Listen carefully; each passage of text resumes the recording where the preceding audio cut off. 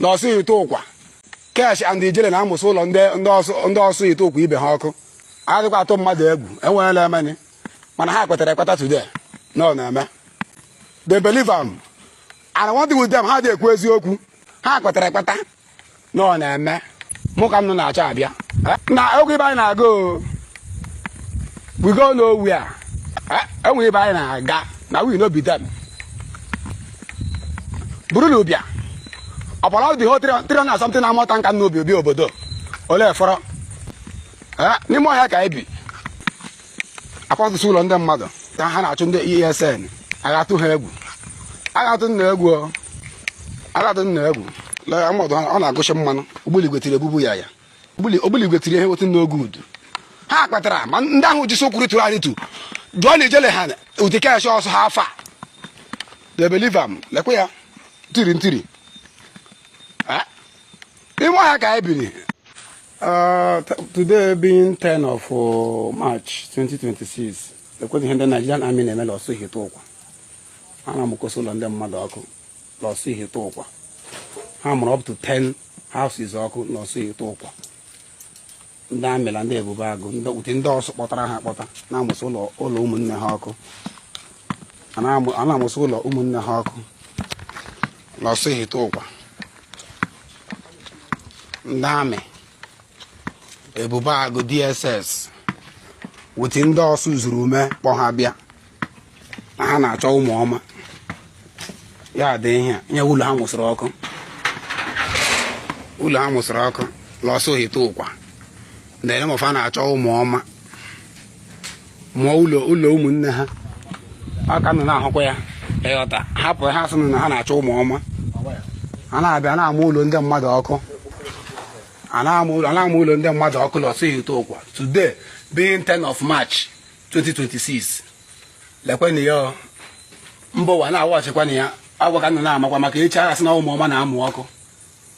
na ụmụ Chukwu na-amụ ụlọ ndị mmadụ ọkụ kwanụ na-afụ ya ọ ndị amị na-amụkwa ya ọkụ ọkwa ndị Nigerian Zoo na-amụkwa ọkụ ọ ha amụkwa ụlọ ụmụnne ha ọkụ ndị lemof a na-achọ ESN a na-achọ ndị ụmụ ọma agbarịsị ibe ha lọsụ ihite ụkwa echi na-asị na ụmụ Chukwu na-agba ọkụ na-agbasa ụlọ ndị mmadụ ọkụ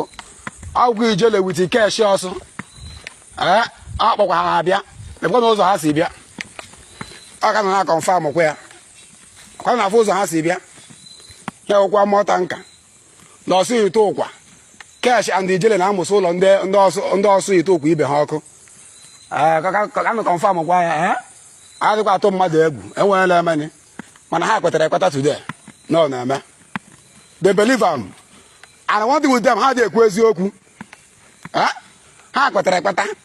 na ọ na-eme today mụ ka m nọ na-achọ abịa na oge ibe anyị na-aga we go nowhere enwe ibe anyị na-aga na we no be them buru na ụbịa ọpọlọ dị ho 300 something na-amụta nka n'obi obi obodo ole fọrọ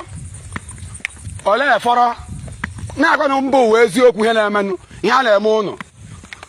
ọgbọ bụ nnụ kwata ụlọ mmadụ na-eme vidio si n'ọbụ ụlọ ndị ESN n'ime ọhịa ka anyị bi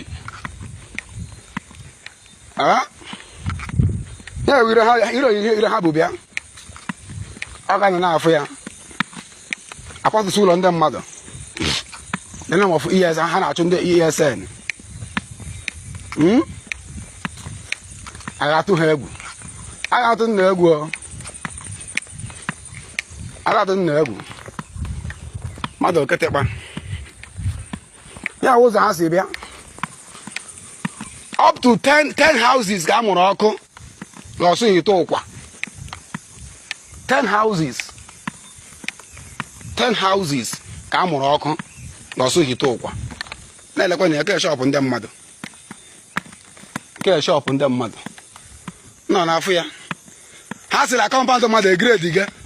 na-egredi kọmpandụ mmadụ ndị na-enwe ọfa a na-achụ ESN keshọpụ mmadụ ka akụtụchiri ife a nọ n'afọ ya na-egredi si kọmpandụ ndị mmadụ ndị na-enwe ọfa na-achụ ESN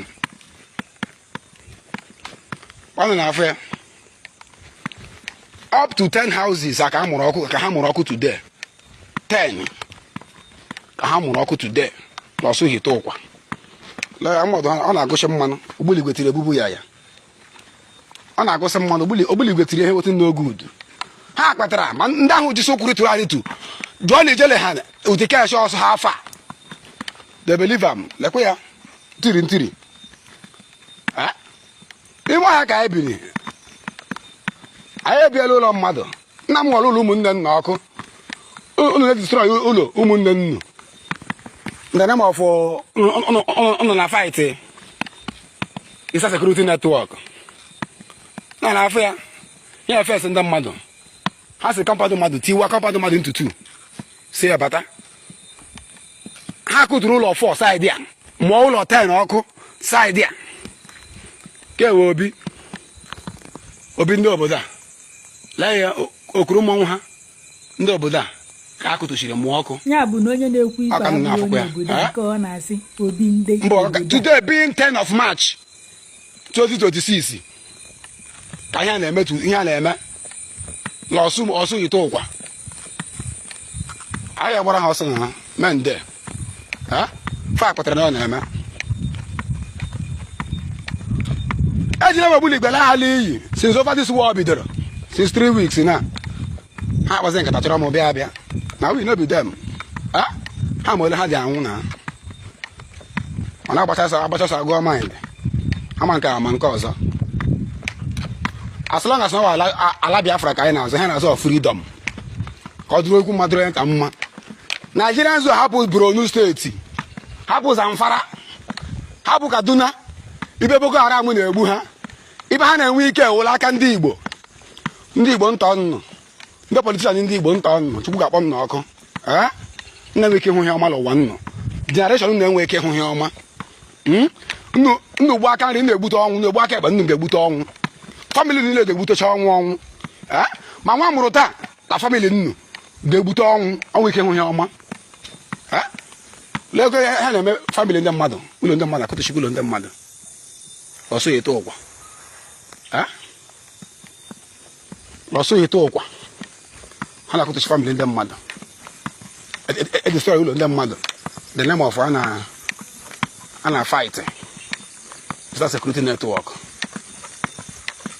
ha nwere katapila ha buru ga-abụrụ onu ha buru katapila ha ga-abụrụ onu ebe ndị amị na-agba barak ebe ndị terọrist na-agba barak ha finish barak ha ibe ga ha na-eke ike ha buru katapila ha ga-abụrụ onu maka ndị Igbo rere onwe ha ere rashi ndị Fulani ha wakpụtezi ndị Awụsa na ndị Fulani na ndị Igbo efuru efu amụrụla mba Awụsa eji utu Awụsa mụta webezie ha na-ewusisi ụmụnne ha na-agba anyị wọ ọ wụrụ ụmụnne ha ka ha na-amụ ọkụ na ji na enwe ha nwetara taa enwe ha mepụrụ le ọbara na wọta na enwe na-emenụ mende a ga-agbara ha ọsọ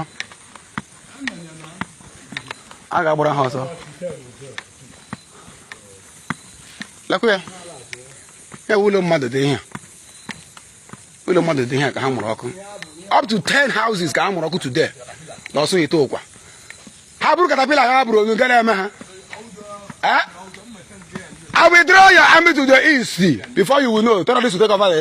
over your land in north anya na-eme ha bịara ebe a na-agba ụlọ ndị mmadụ ọkụ a na-egbu ha na north ya gazie Chukwu na-alụla ya ọgụ enwe na-emene Chidimma dị lele ha a na-agbago ugwu lee ha